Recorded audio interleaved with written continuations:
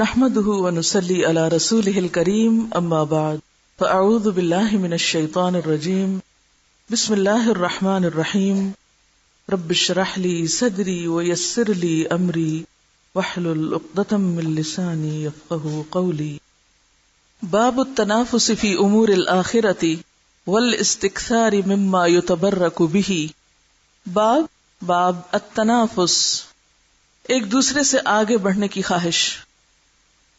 فی امور الآخرت، آخرت کے کاموں میں، والاستکثار اور زیادہ حاصل کرنا، مما اس سے جو، یتبرک بہ جس سے برکت حاصل کی جاتی ہے. قال اللہ تعالی، اللہ تعالی کا فرمان ہے، وفی ذالک، اور اسی چیز میں یعنی اس جنت میں، فلیتنافس پس چاہیے کہ رغبت کریں، المتنافسون رغبت کرنے والے، یعنی باہم ایک دوسرے کا مقابلہ کرنے والے، کمپٹیشن کرنے والے، ایک دوسرے سے آگے بڑھنے والے، ایک دوسرے سے زیادہ کی خواہش رکھنے والے کیا کریں؟ اس جنت کے لیے آگے بڑھنے کی خواہش رکھیں، آخرت کو اپنی منزل بنا کے ہمیشہ کی خوشیوں کو حاصل کرنے کے لیے ایک دوسرے کا مقابلہ کریں. وعن سہل بن سعد رضی اللہ عنہ ان رسول اللہ صلی اللہ علیہ وسلم اتي بشراب فشرب منه وعن يمينه غلام وعن يساره الاشياخ فقال للغلام اتأذن لي ان اعطي هؤلاء؟ فقال الغلام لا والله يا رسول الله لا اوثر بنصيبي منك احدا. فتله رسول الله صلی اللہ علیہ وسلم في يده متفق علیہ. وعن سہل بن سعد، سہل بن سعد سے روایت ہے رضی اللہ عنہ، ان رسول اللہ صلی اللہ علیہ وسلم کہ بے شک رسول اللہ صلی اللہ علیہ وسلم اتیا لائے گئے، بشرابن پینے کی کوئی چیز، یعنی آپ کے پاس ایک مشروب لایا گیا، فشرب منہ تو آپ نے اس میں سے پیا، وعن یمینہ غلام اور آپ کی دائیں جانب ایک لڑکا تھا، وعن یسارہ الاشیاخ اور آپ کی بائیں جانب بزرگ قسم کے لوگ تھے. فقال تو آپ نے فرمایا، للغلام بچے سے، اتأذن لی کیا تم مجھے اجازت دیتے ہو، ان اعطی ہؤلاء کہ میں دوں ان لوگوں کو؟ فقال الغلام تو بچے نے کہا، لا نہیں، اللہ کے رسول سے کہا نہیں میں آپ کو اجازت نہیں دیتا. واللہ اللہ کی قسم، یا رسول اللہ اے اللہ کے رسول صلی اللہ علیہ وسلم، لا اوثر بنصیبی میں نہیں ترجیح دوں گا اپنے حصے کی، من کا آپ سے ملنے والے، احدن کسی ایک کو. فتلہ تو رکھ دیا اس کو رسول اللہ صلی اللہ علیہ وسلم نے، فی یدہ اسی کے ہاتھ میں، متفق علیہ، متفق علیہ روایت ہے. شاید ظاہری معنی سے آپ اصل بات نہ سمجھے ہوں. باب ہے آخرت کے کاموں میں شوق اور رغبت کا اور متبرک چیزوں کی زیادہ خواہش کرنے کا بیان. اللہ تعالیٰ نے فرمایا اور اس جنت کے بارے میں ہی رغبت کرنے والوں کو رغبت کرنی چاہیے. حضرت سہل بن سعد سے روایت ہے کہ آپ کے پاس ایک مشروب لایا گیا، آپ نے اس میں سے خود کچھ پیا اور آپ کی دائیں جانب ایک لڑکا، بائیں جانب بزرگ لوگ بیٹھے ہوئے تھے. بس آپ نے لڑکے سے فرمایا، کیا تو مجھے اس بات کی اجازت دیتا ہے کہ میں ان بزرگوں کو دوں؟ تو لڑکے نے کہا، نہیں اللہ کی قسم یا رسول اللہ میں آپ کی طرف سے ملنے والے اپنے حصے میں کسی کو ترجیح نہیں دوں گا. بس آپ نے وہ پیالہ اس لڑکے کے ہاتھ پہ رکھ دیا. ادب یعنی مینرز میں سے کیا ہے کہ کوئی بھی چیز جب آپ کسی کو دینے لگیں تو دائیں ہاتھ سے شروع کریں، اپنے دائیں طرف بیٹھے ہوئے شخص کو دیں. مجلس تھی، آپ کے پینے کے لیے کوئی چیز لائی گئی، آپ نے خود پی اور اب دوسروں کو دینا چاہیے تو ظاہر ہے اصولاً دائیں طرف سے شروع کرنا. جب آپ نے دائیں طرف دیکھا تو ایک بچہ بیٹھا ہوا، غلام لڑکا بیٹھا ہوا ہے، عبداللہ بن عباس بیٹھے ہوئے، اور بائیں طرف بڑے بڑے بزرگ حضرت ابوبکر، حضرت عمر بیٹھے ہوئے. آپ صلی اللہ علیہ وسلم کا بلند ترین اخلاق دیکھیے، ایک لڑکے سے پوچھتے ہیں، حالانکہ آپ اللہ کے نبی، آپ جو چاہیں کریں، کوئی آپ کو کچھ کہہ نہیں سکتا، اعتراض کر نہیں سکتا، تو وہ کیا کہتے ہیں، اتأذن لی تم مجھے اجازت دو گے کہ میں تمہارا حصہ یا تمہارا حق کسی اور کو دے دوں، اس طرف دے دوں؟ نے کہا نہیں ہے، اللہ کے رسول صلی اللہ علیہ وسلم آپ سے ملنے والی چیز پر میں کسی اور کو ترجیح نہیں دے سکتا، اس معاملے میں حق نہیں چھوڑ سکتا. اب آپ دیکھیں کہ وہ بچہ کتنا سمجھدار ہے، کیا سوچتا ہے کہ نہیں یہ آپ کے ہاتھ سے لینے والی چیز ہے، آپ کی دی ہوئی چیز میں اس کو کسی اور کو دینے دوں، نہیں یہ نہیں ہو سکتا، یہ میں ہی لوں گا. آج ہمارے پاس آپ صلی اللہ علیہ وسلم فزیکلی تو موجود نہیں، نہ ہی آپ کوئی کھانے کی چیز ہمیں اس طرح دے سکتے ہیں، لیکن قرآن و سنت تو آپ ہمارے لیے چھوڑ کر گئے نا. ہم کہتے ہیں اچھا تم پڑھ لو، تم مجھے بخش دینا، تم پڑھ لو مجھے دے دینا.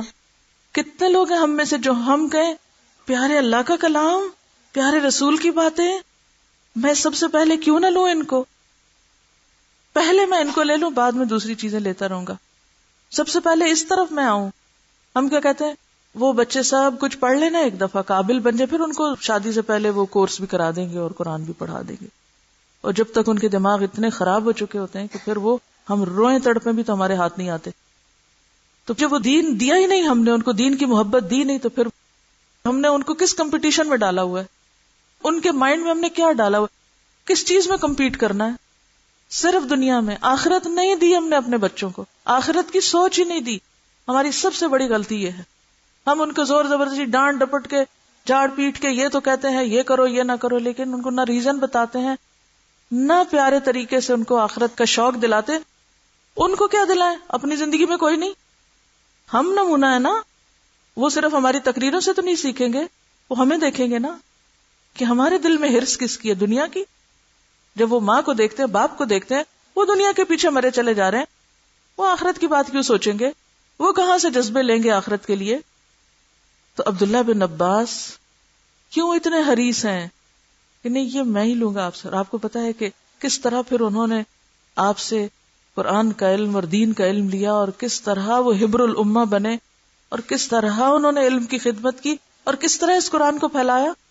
جانتے ہیں آپ بڑے بڑے بزرگ حضرات اس طرح نہ پھیلا سکے اس قرآن کو جس طرح عبداللہ بن عباس نے پھیلایا. یہ ہرس تھی ان کی اس چیز کی جو انہیں رسول اللہ صلی اللہ علیہ وسلم کے ہاتھ سے ملنے والی تھی. ہمارے لیے بھی میدان کھلا ہے، اللہ کی کتاب اور اس کے رسول صلی اللہ علیہ وسلم کی سنت سب سے اوپر. ایک روز میں نے اپنے بیٹے سے کہا کہ جاؤ اپنا قرآن پاک لاؤ نا پڑھتے ہیں. کہنے لگا میں ذرا ہوم ورک کر لوں. میں نے کہا ہوم ورک ہو جائے گا، مجھے یہ بتاؤ یہ تمہاری کتاب ہو ہوم ورک کی اور یہ قرآن پاک ہو، اوپر کس کو رکھو گے؟ اللہ قرآن پاک کو رکھوں گا. میں نے کہا پہلے قرآن پڑھتے ہیں، جاؤ قرآن لے کر آؤ. کیونکہ ہم بچوں کو قرآن بھی کس وقت پڑھانا چاہتے ہیں؟ سارے بہترین ٹائم دنیا کی تعلیم کے لیے. اور جب ان کو کوئی دماغ کام نہ کرے پھر کہتے ہیں اچھا قرآن بھی پڑھ لو. میں نے اس کو کہا کہ کورس کی کتاب اوپر رکھو گے اس کے یا قرآن کو کورس کے اوپر رکھو گے؟ تو اس کو بات سمجھ آ گئی، یعنی اس کو رکھوں گا تو پھر اس کو پہلے اس کو پڑھنا ہے. اس لیے امت مسلمہ میں پہلے بچوں کا سلیبس قرآن ہوتا تھا، اس کے بعد کسی اور طرف جاتے تھے. آج ہمارے سلیبس کچھ اور ہو گئے. اس کی طرف اس وقت جائیں گے جب دنیا سے فارغ ہو جائیں گے، اور وہ صرف قبر میں جا کر ہی ہوں گے فارغ. دنیا میں رہتے ہوئے دنیا سے کوئی فارغ نہیں ہو سکتا. تو بات ہے ترجیح کیا ہے، ہماری پرائرٹی کیا ہے، پریفرنس کیا ہے، ہمارے لیے اہم کیا ہے. یہ چھوٹی سی دنیا جو آخرت کے مقابلے میں مچھر کے پر برابر نہیں، یا وہ بڑی جنت کہ جس کی وسعت زمین و آسمان برابر ہے. یہ ہر ایک کو اللہ نے عقل اور دماغ دیا ہے. خود سوچیے اور فیصلہ کیجیے. دنیا کے لیے بھی کام کیجیے، لیکن اتنا جتنا اس میں رہنا ہے آپ نے، جتنے دن کے لیے یہ چاہیے آپ کو. اور آخرت کے لیے بھی تڑپیے جہاں آپ کو ہمیشہ رہنا ہے. اللہ تعالی ہمیں یہ بیلنس قائم کرنا سکھا دے اور اعتدال کی زندگی دے کہ ہم نہ دنیا سے غافل ہوں اور نہ اپنی آخرت کو بھولیں.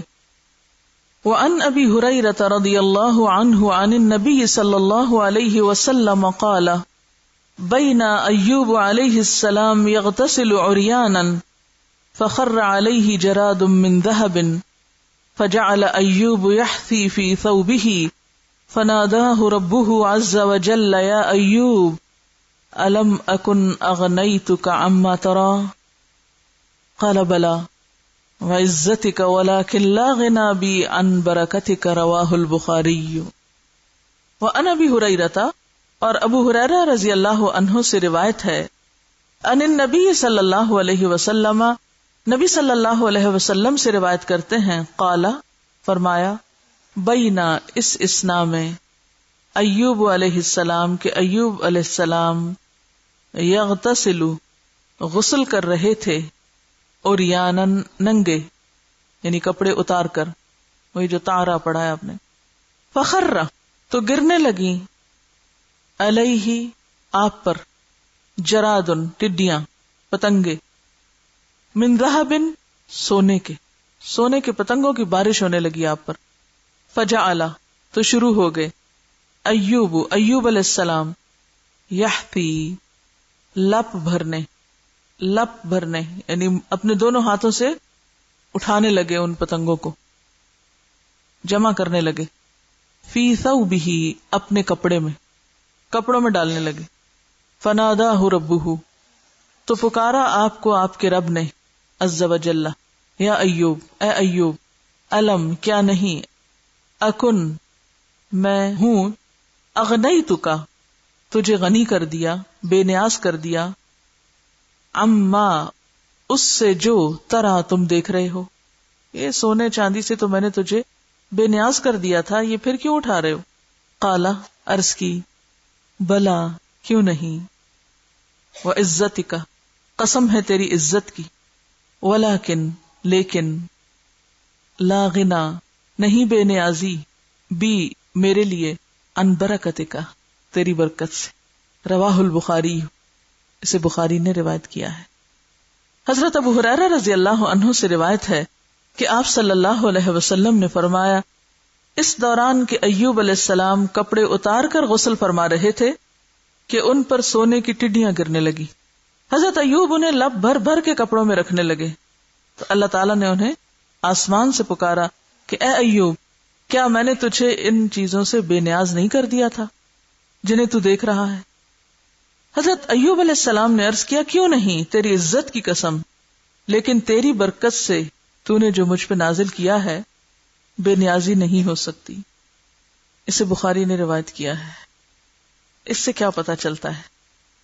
پہلی بات تو یہ، ایوب علیہ السلام اللہ کے ان بندوں میں سے ہیں جنہیں اللہ نے بہت آزمایا، اور وہ ساری آزمائشوں پہ پورا اترے اور صبر سے کام لیا، کبھی شکوہ نہیں کیا اللہ سے، بس صرف اتنا کہا کہ یا رب، یہ شیطان نے وسوسوں سے مجھے بڑا تنگ کر رکھا ہے، میرے اندر بہت نیگیٹو قسم کے خیالات ڈالتا ہے۔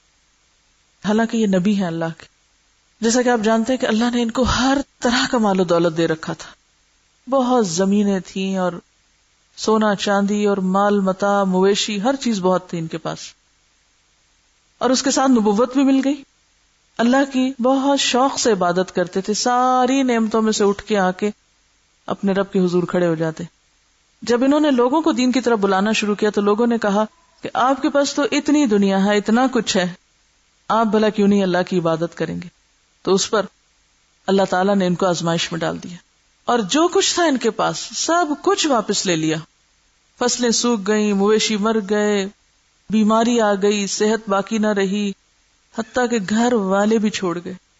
کہتے کہ اتنے زخم ہو گئے تھے ان کے جسم میں کہ کیڑے نکل نکل کے گرتے تھے نیچے، کئی سال تک یہ کیفیت رہی۔ اس وقت کہتے ہیں کہ یا رب، تو اچھی طرح جانتا ہے کہ جب تو نے مجھے ساری نعمتیں دے رکھی تھی تو میں اس وقت بھی اپنے نرم گرم بستر کو چھوڑ کر رات تیری عبادت میں گزارتا تھا، لیکن اس وقت تیرے اور میرے درمیان یہ چیزیں حائل تھی، اب جب کہ تو نے سب کچھ لے لیا ہے تو صرف میں اور تو باقی رہ گئے، اب بیچ میں کچھ بھی نہیں، اور جب تو نے یہ سب کچھ لے لیا ہے تو اس پر بھی میرا دل اطمینان سے بھرا ہوا ہے، کسی بھی چیز کے جانے کا غم نہیں۔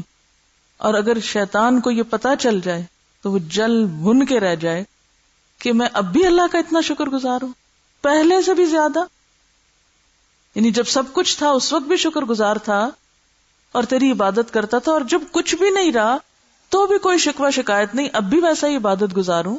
تو کہنے لگے کہ شیطان کو پتا چل جائے میرے دل کا حال تو جل بھن کے رہ جائے کہ یہ کیسا انسان ہے، اتنی مصیبتیں آنے پر بھی ویسا ہی بلکہ اس سے بھی زیادہ اپنے رب کا ہو گیا۔